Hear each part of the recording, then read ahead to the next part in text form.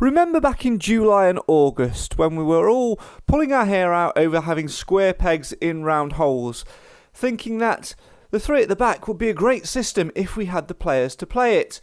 Well, skip forward now towards the end of February, with square pegs in square holes, the right players in the right positions, and it's all coming together nicely.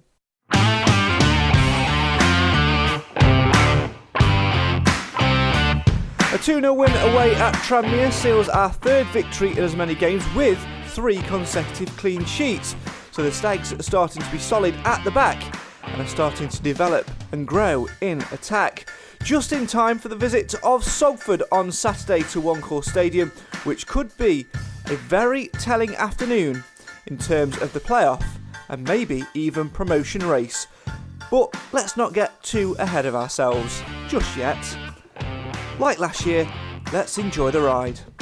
Coming up on tonight's Mansfield Matters podcast, in my absence, Cam takes the hot seat, God help you all, as we reflect on Tranmere and much, much more in between. I don't quite know what, to be honest, because I've not got the piece of paper which has the notes on about what they're going to be talking about. What I'd imagine it to be is another clean sheet, another superb performance from Alfie Kilgore, another starring role from Kieran Wallace, Ollie Clark being exceptionally brilliant as captain once again, Davis Keeler-Dunn maybe being on fire, or it could well be the little worrying seed that is starting to grow a little bit following the news that Nigel Clough faces yet more injury worries and woes, with John Joe O'Toole expected to be out for the season and some more potential injury worries as well.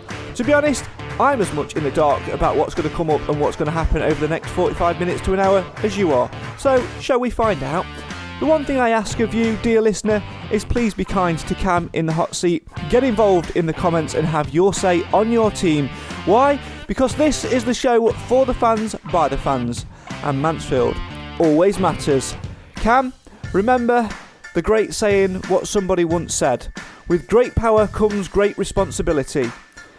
AKA, don't it up, right? I can't believe I'm saying this. This is the Mansfield Matters podcast, hosted by Cam Felton.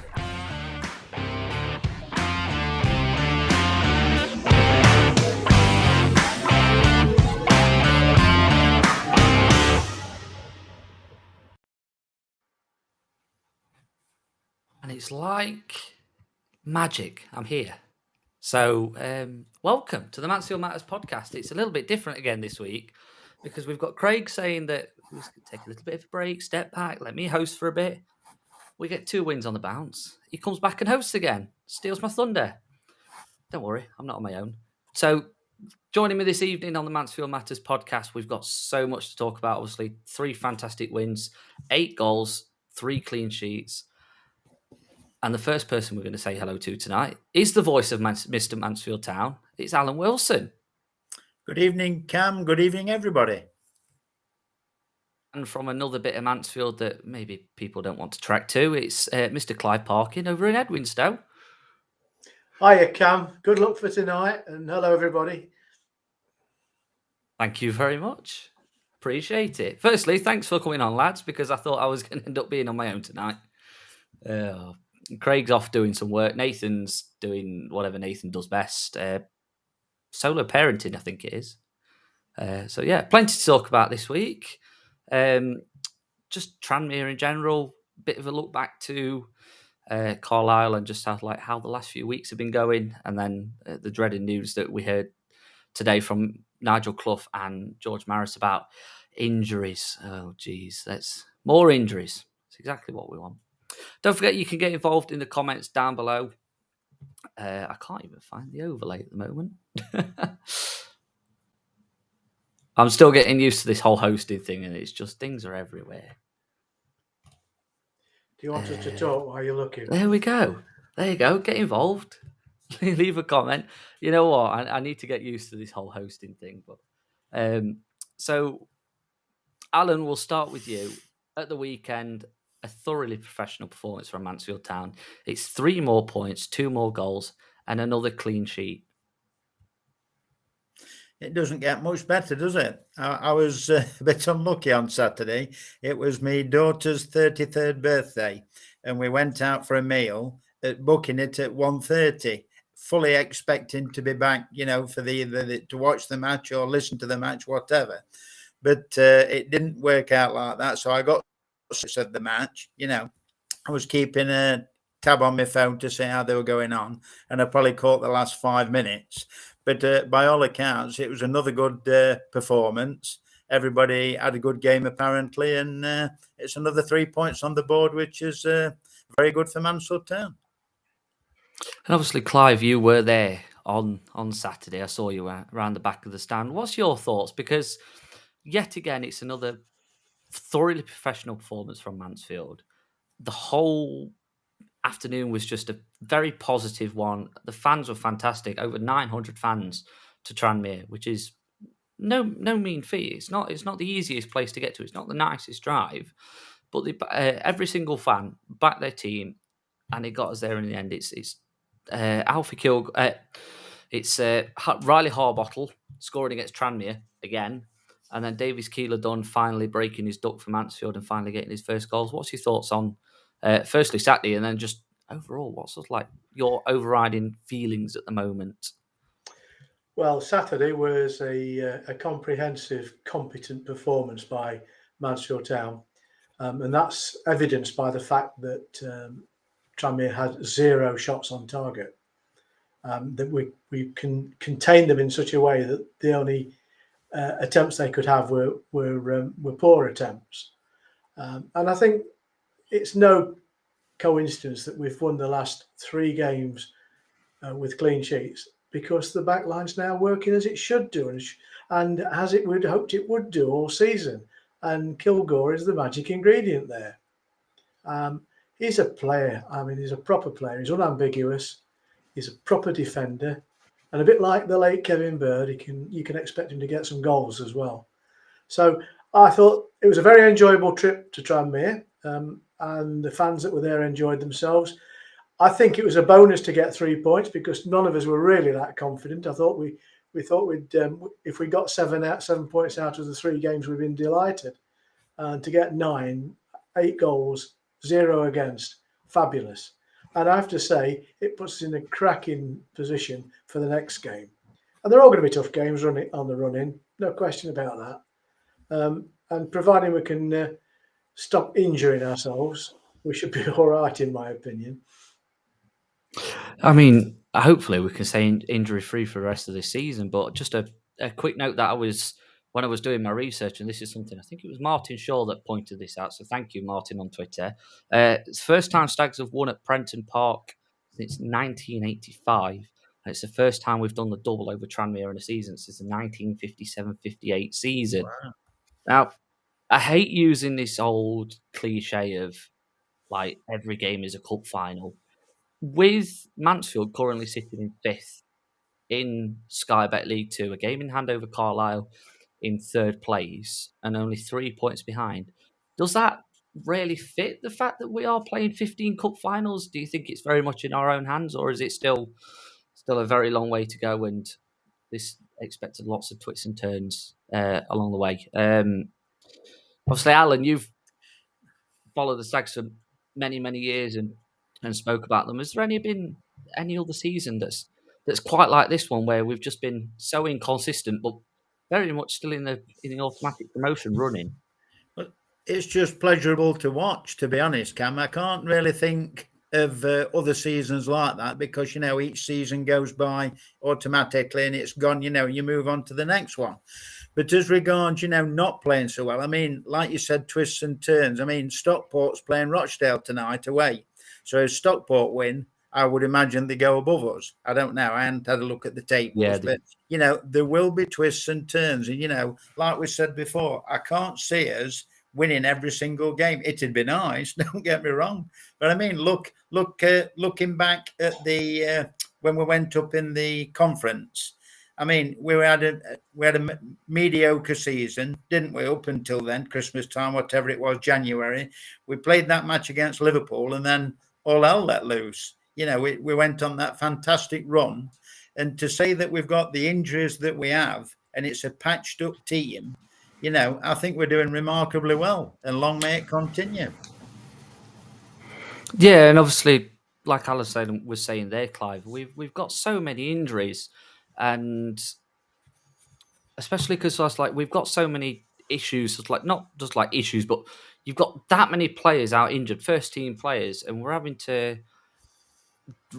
Well, we named three full-time academy players on the bench on Saturday, and Jamie summed it up perfectly in the comments. These players can only do so much. We're playing with only 14 players really, and that doesn't include academy players. Do you think that's helped at all? Because it's like, sorry, Clive, to butt in, it's like forced Nigel's hand, hasn't it? To a certain degree, he can only play with the players that's in front of him that are fit. So he can only probably, do whatever system he can do with those players. And it might, as daft as it sounds, it may have helped.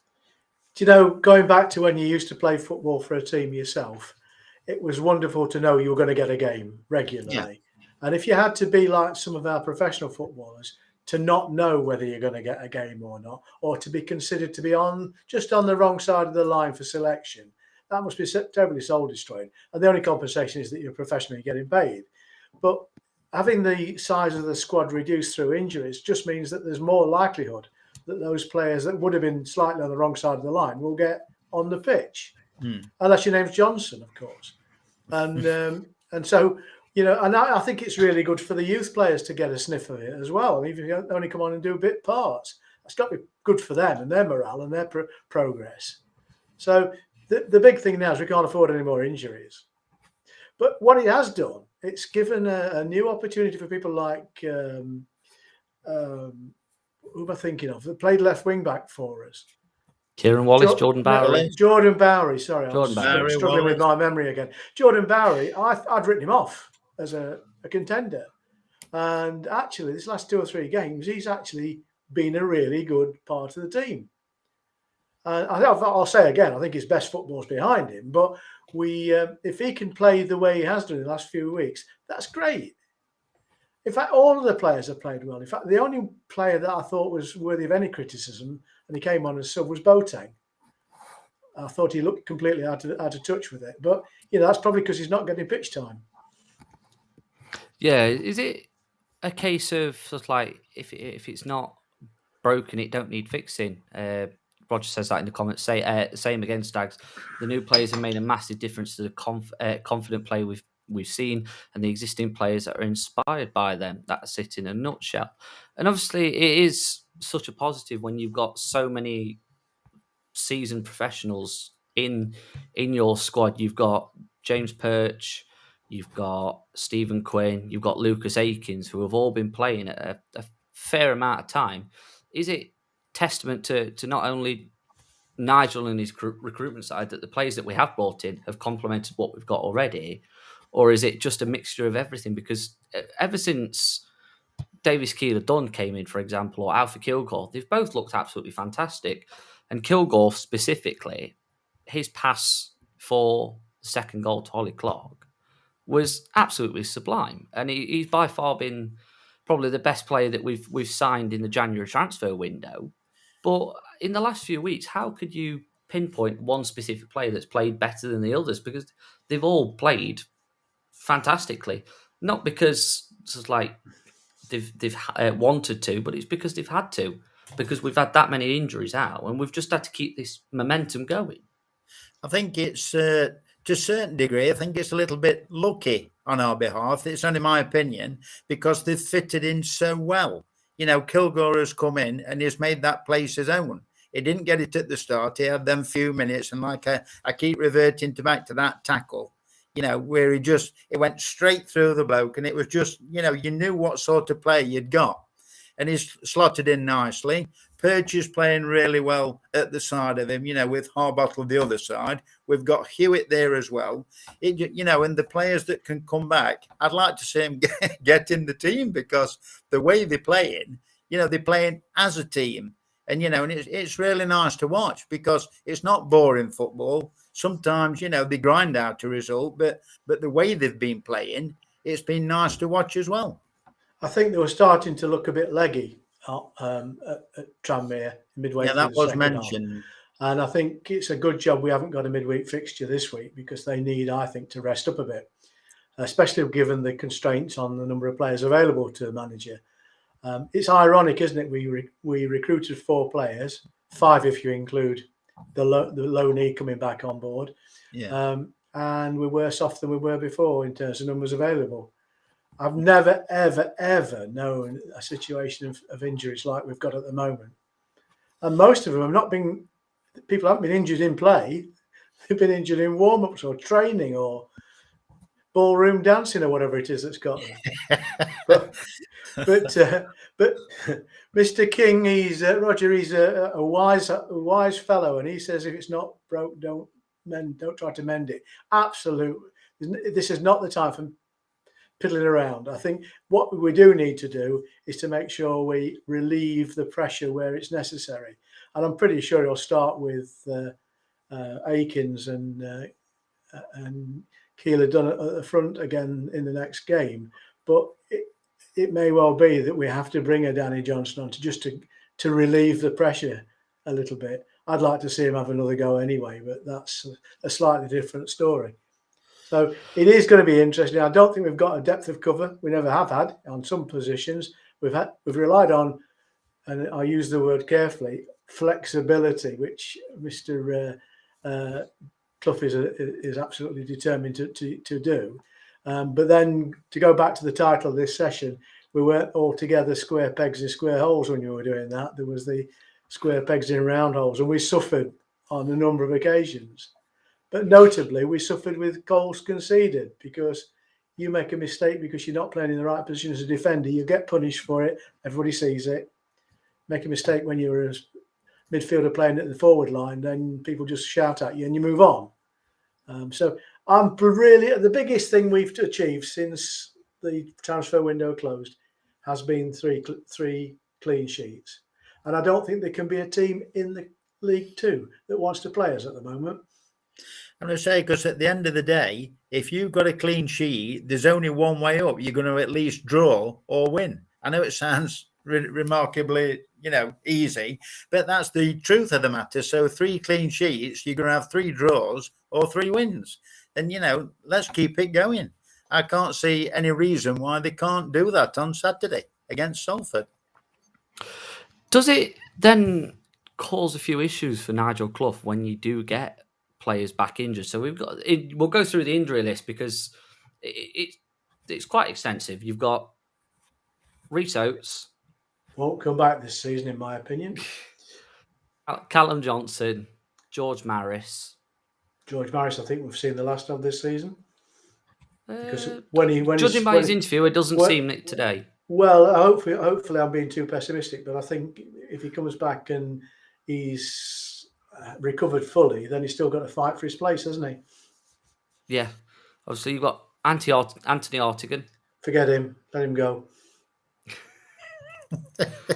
Complete waste of a signing. Stephen McLaughlin. Forget him. Past his best. No, I don't agree. I know you won't agree. I'll disagree all night on that one. I'll disagree all night. But with all these players due to come back, some of them back this season, does that help us or hinder us?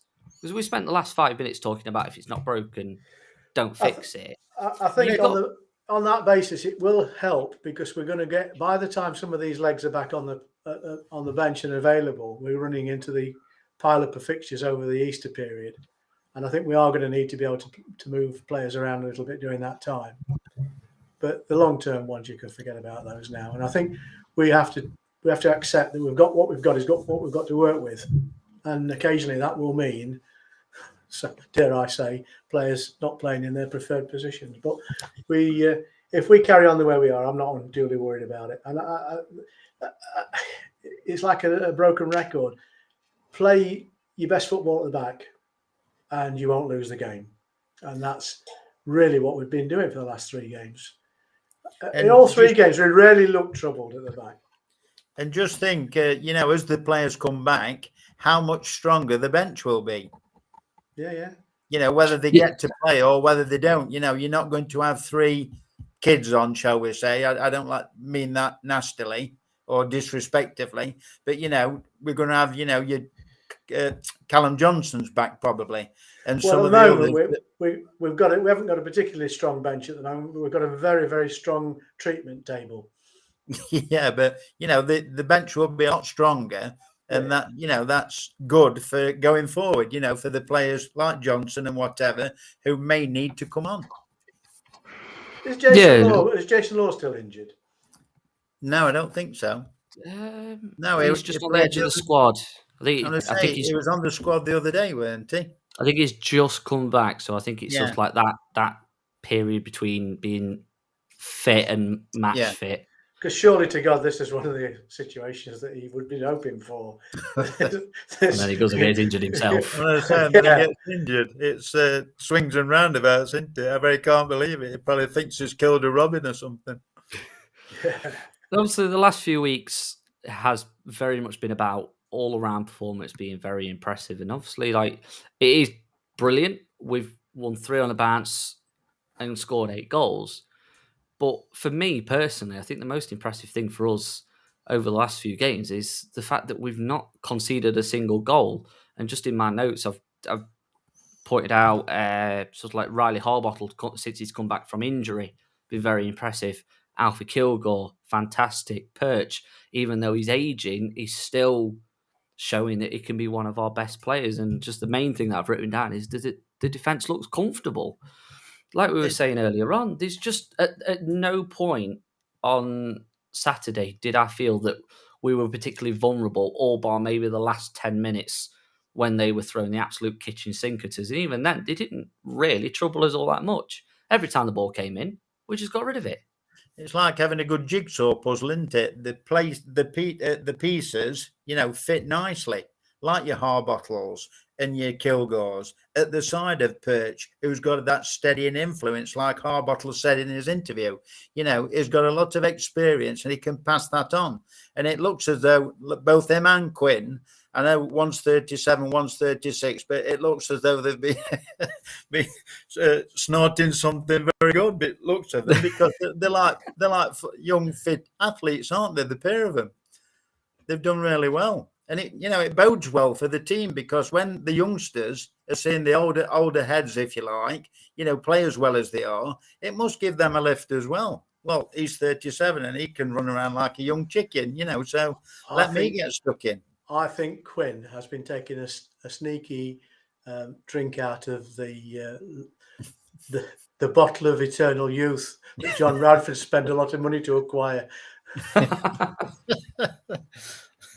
Quinny, I have to say, everybody agrees, and I think I do as well, that Quinny's probably in his last playing season.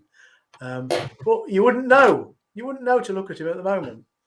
And in fact, we've always said this season he's okay until 60 minutes, then you've got to drag him off. Well, the last couple of games, he showed no signs whatsoever of tiring. And when it comes to celebrating at the end of the game, he's got bags of energy then. He's always got this second wind. And his game's very much adapted this season to what it was last season. Obviously, losing Stephen McLaughlin for such longer periods, it changes their game. Their little link-ups were fantastic this season. We're not seeing it so much this season. And you could probably say for the first half of this season, Macca and Quinny probably not even playing at half their ability. And probably quite disappointing that considering Stephen McLaughlin pretty much took a clean sweep of player of the season awards last season, and he's not even got close to where he is this season, all bar a couple of spark moments in games. But do you think that's down to a case of just when he was playing and when he was fit, we were maybe just lacking that little bit of confidence? Because now we're looking at the moment, we're playing players like Jordan Bowery at left wing back. He's not a left wing back. He's not even close. From what the snippets, let me say, I can't afford to go away all the time. But when I've seen them either on the highlights or whatever, listen to it, it seems to me that Keeler Dunn Barry and Quinn are making some nice little triangles, especially further up the pitch, for them when Quinny crosses, either Arbottle or Kilgore or Clark or whoever's there, expecting to nod one in or do whatever. But it seems as though they're getting a bit of, connection time like Macca and Quinn used to do. It's only what I've seen on the thing. If I'd seen the full game away, maybe not so much. But when you see the highlights and whatever, that might be a part of it. Obviously, for the first goal, yeah, like you said, it was that little bit of link-up. Keeler Dunn wins the free kick. Quinn takes it. Keeler Dunn drags the player out away from Quinn. Bowery plays it back to him. And it's just such an easy ball for Stephen Quinn to play across the top. And is it just one of these things that we just maybe took a little bit of time to gel? Because usually it does take quite a while for players to sort of gel and get used to how we're playing. But you add Alfie Kilgore and Davis Keeler Dunn into the starting 11.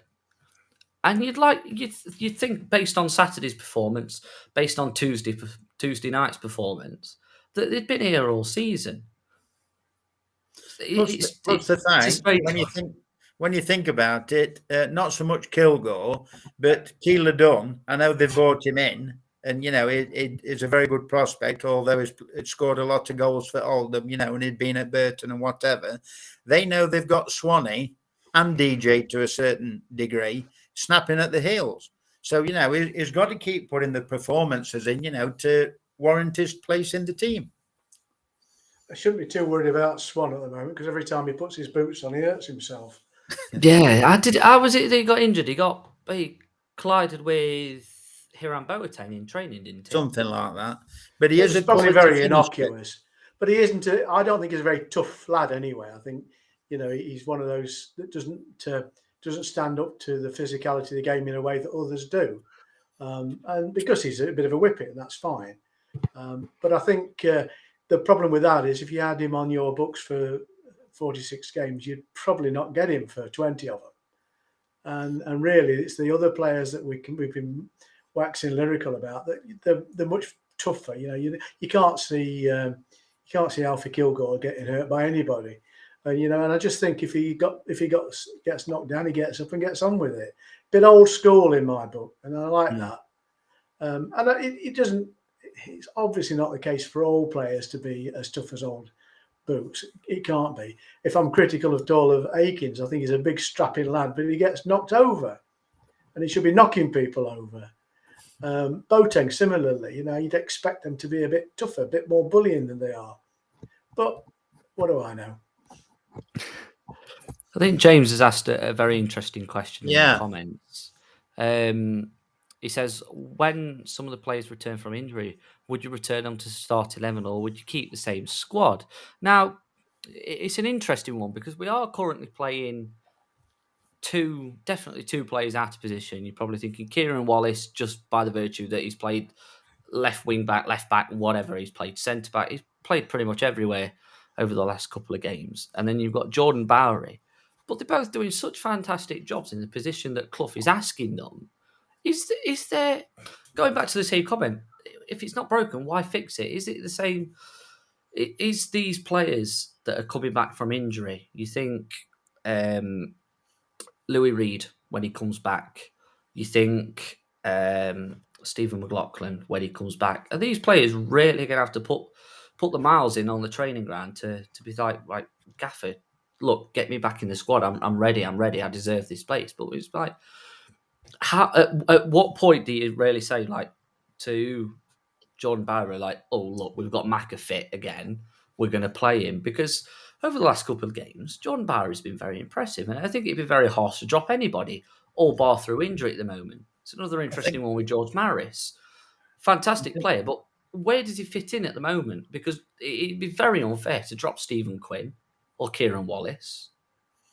I think when it starts being detrimental to the team, while ever they're on this run, get them and they start getting fit. Like I say, put them on the bench and let's have a stronger bench for as and when we need them. But up until then, if the players are doing the job, and the results are coming through, like if we beat Salford on Saturday, et cetera, and they keep on some sort of run, let them wait. because it can only be good for Mansfield Town, that can. It is a bit contradictory though, Alan. We're talking about square pegs and square holes all of a sudden. And if Callum Johnson was fit again, you'd expect him to come back in the side in the position we've recruited him to play, rather than having somebody covering it. And I think Reid has been bought as a talented midfield playmaker. I can imagine that as soon as he's ready, is deemed fit enough, he'll be back in the side. So they're going to be victims of selectivity. That's football. You know, we all felt it was a bit unfair on our goalkeeper that had done nothing wrong. Yeah, Be dropped, but that's the cruelty of the game, if you like. but as regards Flinders, I think I feel sure I've listened to him before. You know, when he did his interview and whatever, I feel sure that he basically said, "I've come in as number 2. I know that, but if I ever get my chance, I will take it," which he did. But I think he knows that he's number 2. Now, on the other hand, like if you've got your Jordan Barrows and whatever, no, make them wait. It's just, if it's not detrimental to the team, just make that bench stronger.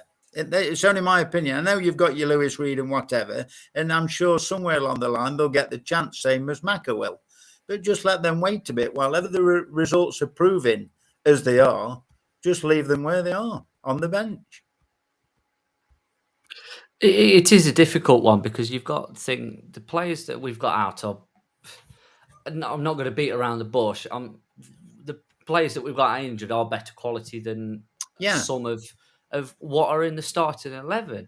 And I think yes, it is very harsh to say to Kieran Wallace or whoever that you are dropped for the next game because every Tom, Dick, and Harry's back from being injured and their first teamers, because the performance that we've put in over the last 3 games, everybody's earned their keep. And I think the only thing that I'm particularly disappointed about would be the change in goalkeeper last week, because Scott Flinders did fantastic at Bradford and against Doncaster, Bradford and Gillingham. So, yeah. I agree wholeheartedly.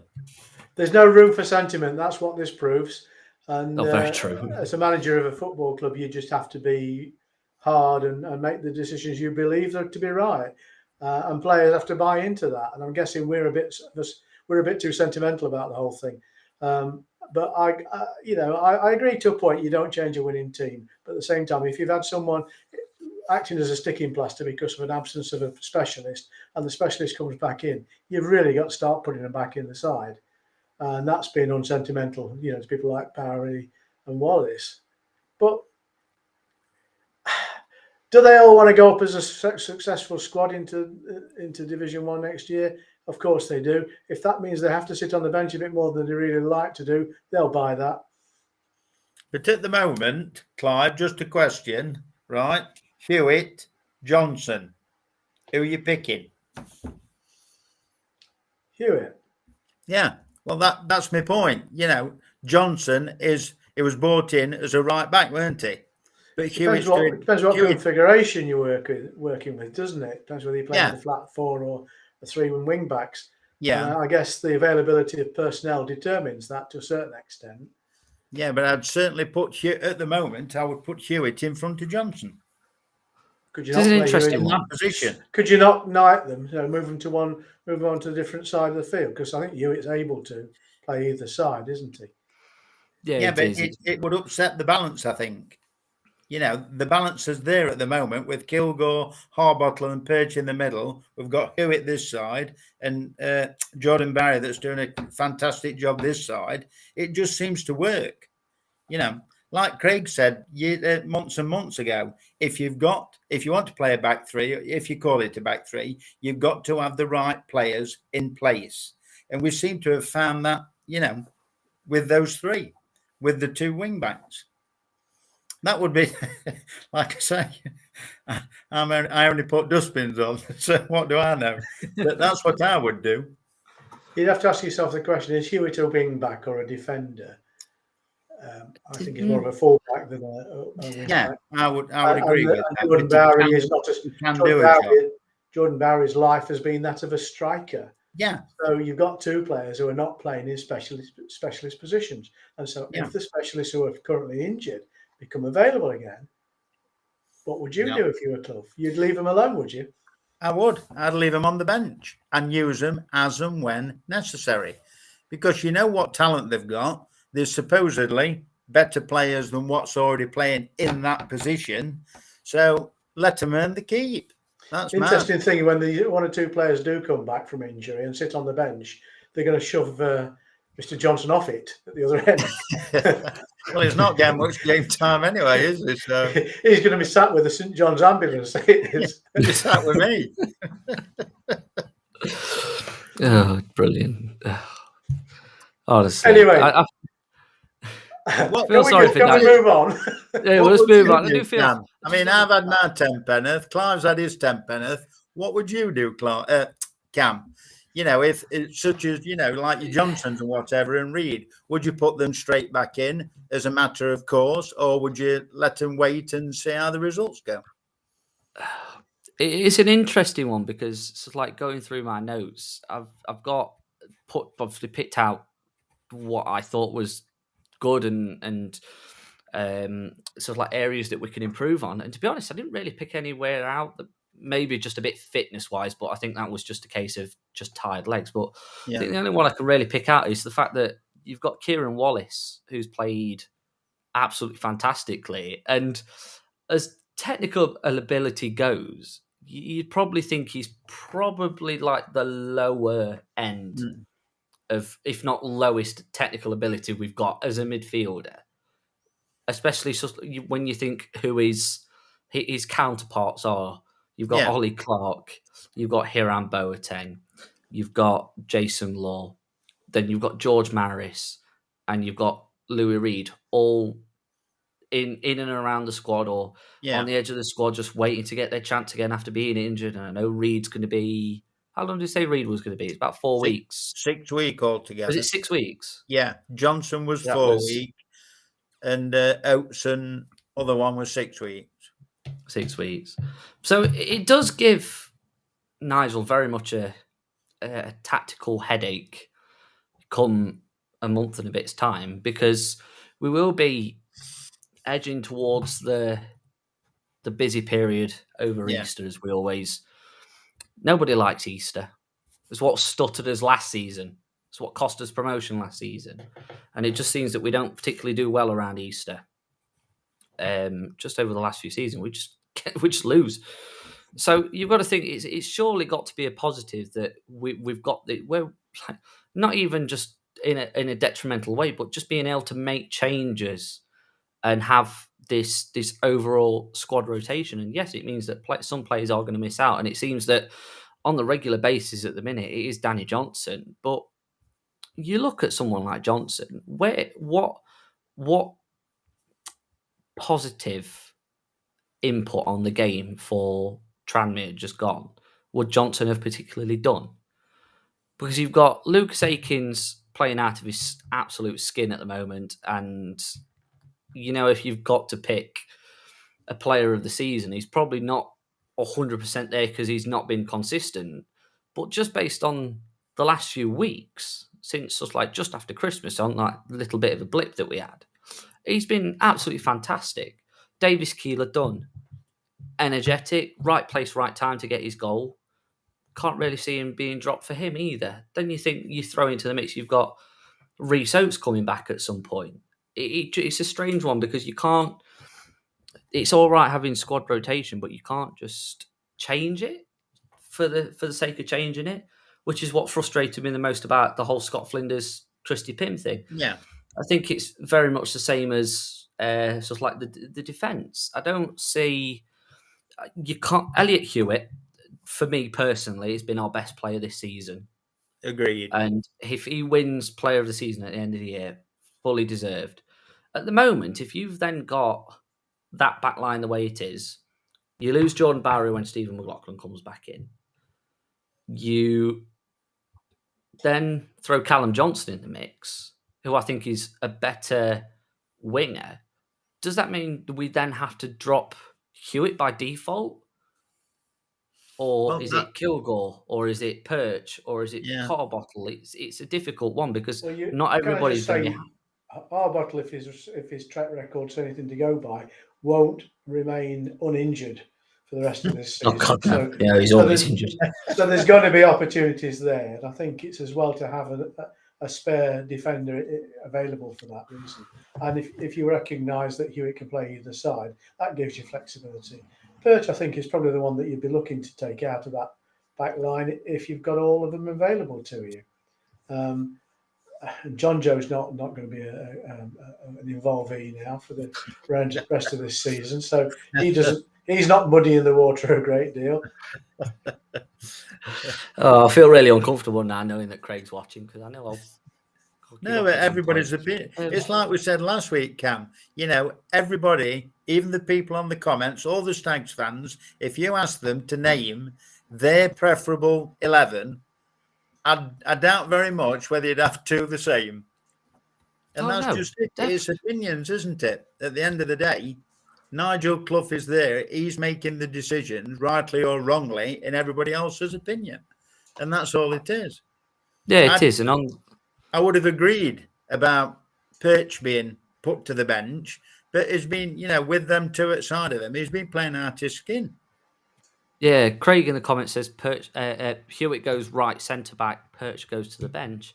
I think same again. I just think it's harsh to drop anybody at the moment unless they go out through injury or it's a genuine reason, squad rotation, a player's not quite fit or somebody picked up a knock and they're like 75% doubtful or whatever for playing the game, then fair enough. But to actually go out and drop somebody, I think is very harsh at the moment. And Jamie in the comments has said about the whole Johnson-Swan thing. With Swan out injured now, Johnson might get his chance. Possibly. I'm not really sure. And Craig's trying to be controversial again and says, and DJ is the T-boy, obviously, lights fire and walks away. Excellent, thank you.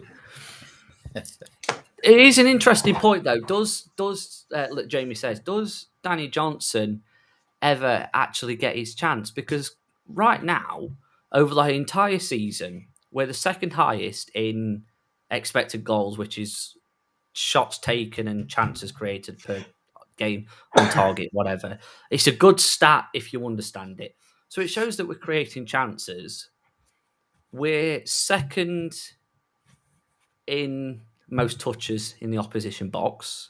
It shows we're getting the ball into the right place. And after this weekend's games, we are joint top scorers in Sky Bet League 2 alongside Carlisle. So we're doing all the right things in the right areas. We've now got the defence sorted and we're not leaking goals. And then we're also still being very impressive up front. Craig Foster says, DJ will be putting the kit out in a few weeks.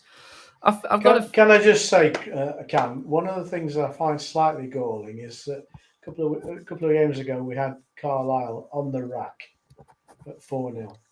We were rampant and they were in shock. And I thought that was a perfect opportunity to have Swan and Johnson on. See if we could bang another couple of goals in. Because you watch the end of this season, goal difference will be the determining factor. And our goal difference, despite the fact we're the second highest scorers in League 2, because we've shipped so many goals, our goal difference is worse than the people around us. And I think that we might live to regret not having held their feet to the fire a bit longer. And likewise, when we get the opportunity to capitalise, when we feel we're in a position of unlikely to lose the game, which was in the case in the last two games, I think we should be strong enough and brave enough to put our most potentially powerful strikers on.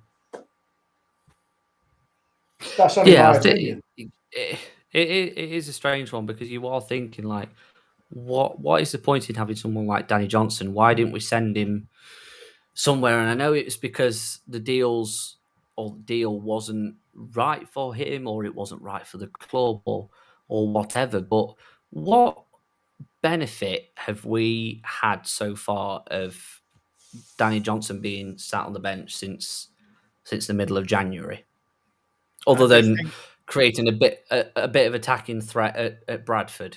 And I think that's what happened. that started the run, didn't it? Against Bradford, we fought back. We fought back well. We got the point, which was fully deserved. We nearly took all three. And I think he helped towards that cause. And I think somewhere along the line, he will get his chance again. But it's whether he takes it or not. Like Yubaris, he's took his chance. Wallace, he's took his chance. Albeit, because they probably got injuries and they had to go in the team. He'd got nobody else, whatever. But I do believe, I'm a strong believer that horses for courses, he will get his chance, and it's whether he takes it or not. Yeah, it is. And just for those that are interested, Yeah. Stockport are currently 0-0. So they do go above us on goal difference. They've got a plus 17 goal difference. We've got plus 12. But we Stockport are the team to watch, in my opinion. Yeah, I think the two teams on fire in this league are ourselves and Stockport. I'll say, based off the last 5 games, you've got us, Stockport, and Leyton Orient are the only ones that haven't lost a game. I think you can wave goodbye to Leyton Orient now. I think they've deservedly put themselves in a position where they should get promoted, not necessarily as champions, but should get promoted automatically. And I think... Craig's trying to be controversial. You read that? He says DJ conversation has been exhausted. It's one more one than an Snickers. Family show. The views expressed in this broadcast are solely for the individuals and not Mansfield Matters. Have that one. Could I please apologise for talking while you lot were interrupting? Do apologise. Just Craig trying to be pessimistic and controversial. It's like we have mentioned Wallace. Just jump on the stream. Yeah, we spoke about Wallace. Yeah, Wallace has had a mention. Yeah, like most of them have. Ignore him, Cam. He's handed the mic to you. Just ignore him. We've a situation where we are happy, and yet we're looking for problems. At the moment, we've got a team that's performing well. Hopefully, none of those that played on Saturday are going to be unable through injury to play on next Saturday. I think the visitors will be dreading playing us. And I think, as I was saying before my conversation got interrupted, the two teams on fire, if you ignore Leyton Orient, the two teams on fire are ourselves, with Stockport County. So we've got to play Stockport yet. I'm looking forward to that one. And I'll just play the devil's advocate here. I was saying, I know, sorry, Craig, about DJ, it's all been exhausted. What happens if need be, we're 1-0 down, there's 10 minutes to go, Nigel has to change it. Who do you look to? Well, it has to be Johnson because we've got no one on the bench. No, but, that'll be his chance. He's going to get a chance somewhere along the line. That he will. There's another 50. Is it 15 games or 16? He'll play with 10. Whatever we've got left, he probably would. Get a chance. Yeah, there's 15 games left, and obviously Salford at the weekend. Just touch upon this before we go to podcast predictions. Don't forget to get involved with podcast predictions using the link on our social media. Don't forget the comments do not count. You have to get it in on the link an hour and 1 minute before kickoff on Saturday. So obviously Salford, the visitors to the One Call Stadium. It was a thoroughly disappointing performance at Salford on the opening day, all the way back in July. Go on, let's rack your brains. What can you remember from that one? Because if I'm totally honest, I thought having the pre-season that we'd had, it was very disappointing the way that we went out and performed, especially from the players that we expected to be a big part of this season. Hiram Boateng, for example, just not performing. And what's changed between now and then? Because Clough can't really remember the team that he played. I listened to it earlier on. I follow his pre-match, and he wasn't. He was happy that we've turned it around, but he couldn't really say what really went wrong on the opening day at the Peninsula. Well, we've had some good matches, and through only our fault we've let silly goals in. Whereas we could have been, you could have been anywhere near Leighton Orient, in between Leighton Orient and Stevenage now, if we hadn't to let stupid goals in. But that's gone now. At this We've let stupid goals in. We've been punished for singular mistakes. Sometimes because the players who were not playing in the right position. We've covered that ground. But there are a couple of games that stick in my mind as where we played absolutely dreadful. Salford was the one, and the other was Sutton away. We just played dreadful football. In fact, we didn't play any football at Sutton at all. It was awful, and it was a scorching hot day as well. I don't think. But apart from that, I don't think we've played badly against anybody. And no one's really hammered us. I know we lost 5-2 to Swindon at home, but they deserve to win on that day in those circumstances. But apart from that, I think we've been a fairly competitive team. And it doesn't always mean you win when you're competitive. Of course, we know that. So I don't think there's an awful lot changed, except the players that came out of the tunnel at Salford on the first day of the season just didn't perform. And the goals we conceded were the softest goals, really. We just opened the door and let them run through and score. Anyway, look forward, not backward, please. We'll do. We'll do podcast predictions in a second. Don't forget the SSA are doing travel to AFC Wimbledon, a new ground for everybody here. This will be a nice little day out. They are filling up their third coach now. It leaves from the One Call Stadium at 9 a.m. For Amber members, it's £15. Blue members is £20. And non-members is £25. And Alan, what's the number to ring if you want to book?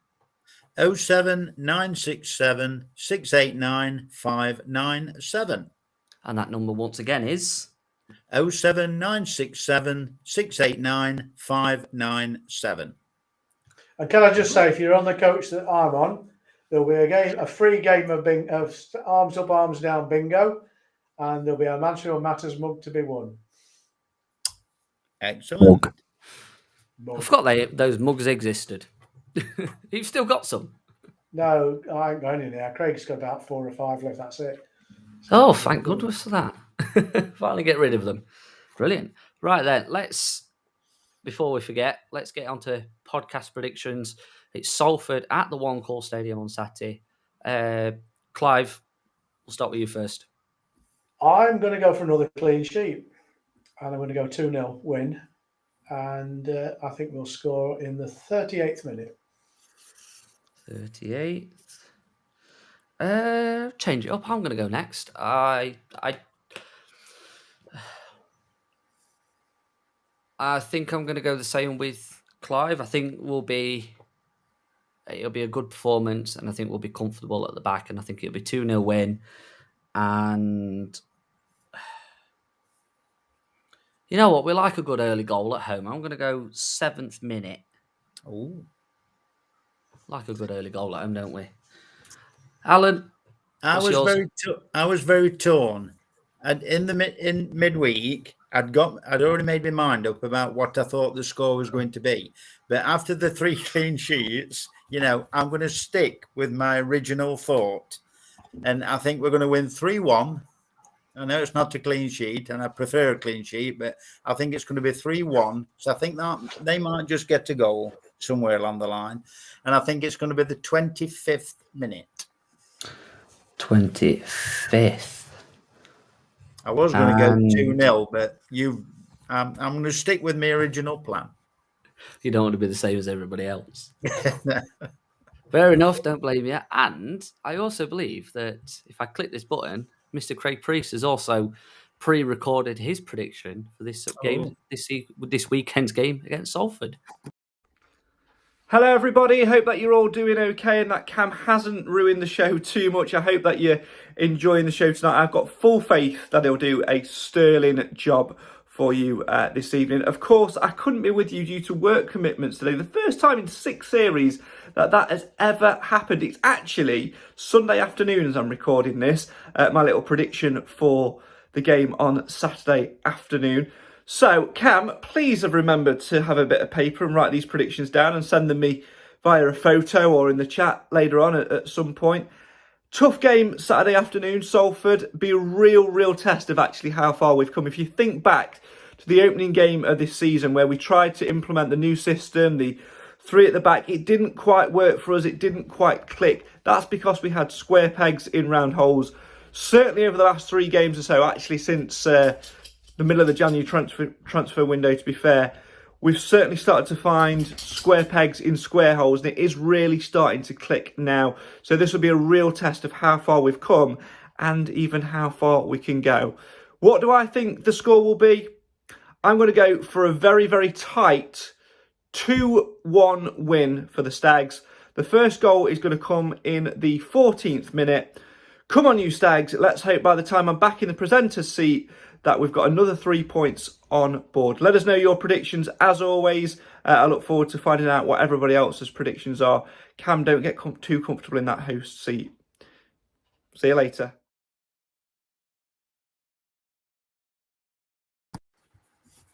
And there we go. And we'll get Nathan's and Nick's predictions later on in the week. I'm sure they'll drop it in the chat. And that's all we've got time for this week. So thank you for coming on and joining me and keeping me company for the last hour. I did genuinely feel that I was going to be on my own. So thank you, Clive. Thank you, Alan. Craig will be back in the hot seat next week. Maybe. I don't know. Could I just remind everybody that there's a fans forum on Tuesday? Oh, yes. And there are still some tickets available, I think. And it'd be a good opportunity to ask some of the questions of the people that have the answers, rather than people like us that are always guessing. Have you got your ticket, Clive? Yeah, I'll be a little bit late because I've got a council meeting before, but I'll be there. I'll save you a seat.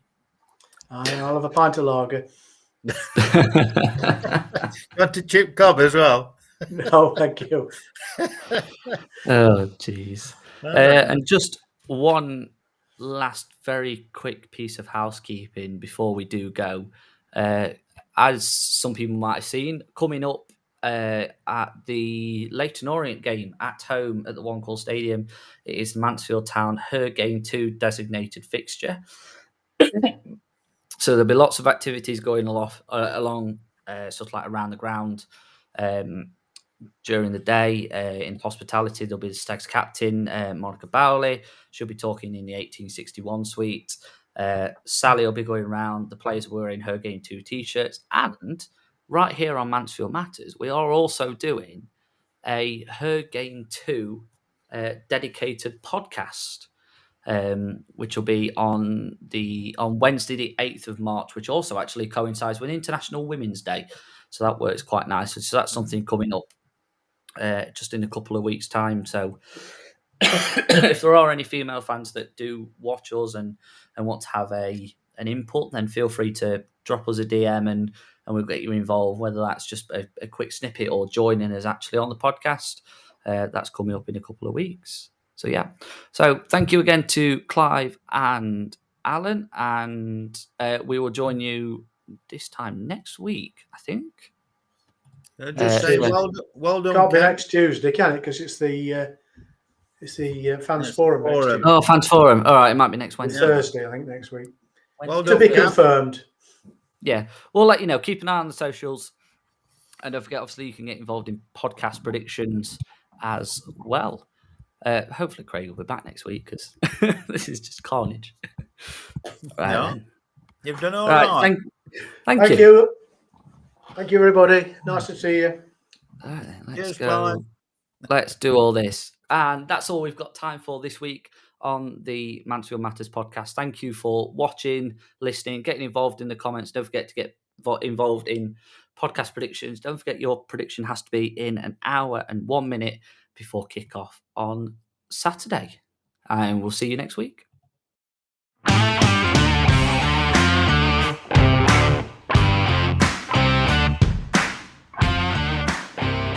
Wow, well, there you go. Cam managed to get through an entire episode without me needing to jump in and save the day.